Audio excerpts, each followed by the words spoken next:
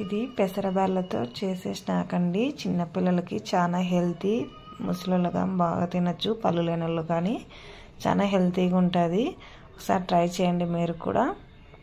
కొంచెం ఆయిల్ వేసి, పోపు దినుసులు వేసి, ఒక ఆనియన్, 2 మిర్చి కట్ చేసేయాలి.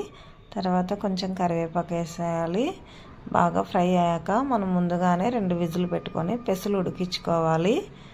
ఎందుకంటే పెసలు తినడం వల్ల చాలా హెల్తీ అన్నమాట. పిల్లలకి వారానికి ఒక్కసారన్నా మన ఇంట్లో ముసలోళ్ళు ఉంటారు, వాళ్ళు కానీ మనం కానీ చిన్నపిల్లలు కానీ చాలా హెల్తీ స్నాక్ అన్నమాట ఇది.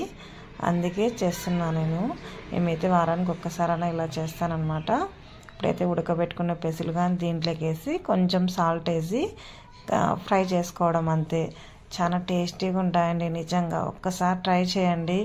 నచ్చకపోతే మీరే కామెంట్ చేయండి. చాలా టేస్టీగా ఉంటాయి.